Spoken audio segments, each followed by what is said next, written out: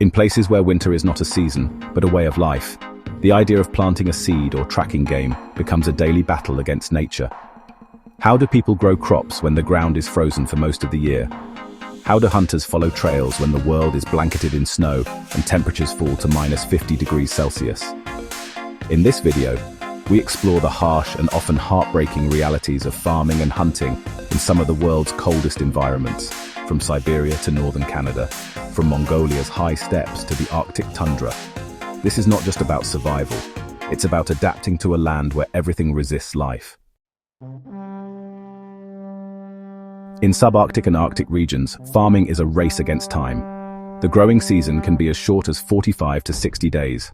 The ground remains frozen for most of the year, and even when the thaw comes, it's shallow. Farmers must act quickly, ploughing, sowing, watering and harvesting, all within a small window between late spring and early fall. Only hardy crops survive, like barley, rye, cabbage and potatoes. These are fast maturing and cold resistant. Greenhouses become essential, using passive solar heating to extend the season. Yet despite all the ingenuity, a sudden frost in late August or early June can wipe out entire harvests. The margin for error is terrifyingly small. Beneath the surface, there's a silent, icy enemy: permafrost.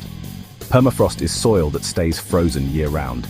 It prevents deep root penetration, holds excess moisture, and can release methane and toxins as it thaws. Farmers often can't even use tractors because heavy machines break through the surface and damage the frozen layers beneath. To adapt, some communities use raised beds, imported soil, and even heated growing tunnels. Others farm on south-facing slopes to capture more sunlight. But even with all these measures, yields are minimal. In many villages, subsistence farming means barely growing enough to eat, let alone sell. Raising animals in freezing climates poses its own challenges. Cattle, pigs, and chickens struggle in extreme cold. In Siberia, Yakutian cattle have adapted with thick coats and high fat content. In Mongolia, yaks and Kashmir goats are vital, but keeping them alive through -40-degree nights is brutal. Farmers must build insulated barns, often heated with wood stoves, stockpile feed during the short summer, melt snow or crack ice daily just to provide drinking water. The biggest enemy? Winter starvation. If hay runs out before spring, animals die. It's a constant balance between nature's limits and human endurance. For many indigenous and rural communities, hunting is not tradition, it's survival. But in sub-zero temperatures, hunting becomes, well, an extreme sport. First off, tracking gets a lot harder. In deep snow, animal tracks vanish quickly, and the cold masks scent. Hunters have to rely on generational knowledge, wind direction, and even animal movement rhythms that are passed down orally.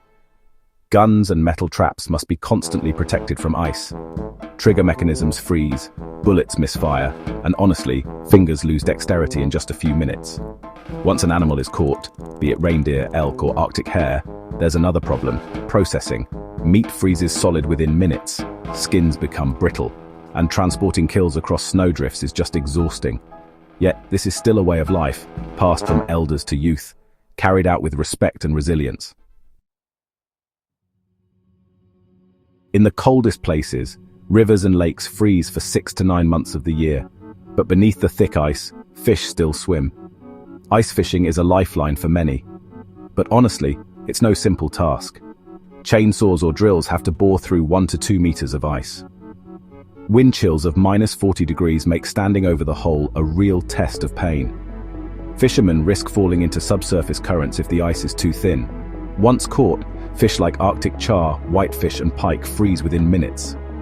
The process is efficient, but dangerous. And with climate change, freeze patterns are becoming less predictable, making the ice more hazardous and thinning the window for harvest. While modern tools help, the most powerful resource in extreme cold isn't technology, it's traditional knowledge. Indigenous peoples, like the Evenki of Siberia, the Sami of Scandinavia, or the Inuit of the Arctic, have developed techniques over centuries rotating grazing lands to protect reindeer herds, using bone and sinew tools that don't freeze like metal, reading snowdrift patterns to predict animal movement, and creating underground ice cellars for food storage. They understand how to live with nature, not against it. But even their lifestyles are under threat. from climate shifts, land encroachment, and modernization pressures. Their sustainable methods, once mocked, are now being studied for survival in a warming world. The cold may be brutal, but it used to be predictable. Today, that's changing. Permafrost is thawing, releasing methane and destabilizing fields. Crops bloom too early, then die in surprise snowstorms. Hunters find animals migrating differently or in lower numbers. Climate change is adding chaos to an already harsh system. While some welcome warmer summers, others fear what's coming. Because in the coldest parts of Earth, life is balanced on a knife's edge. One small shift can unravel entire communities. What drives someone to farm in a place where the ground fights back, to hunt in the dark when the cold bites through bone? The answer isn't just food, it's identity, culture, and dignity. For many, this life is not a burden, it is a badge of pride.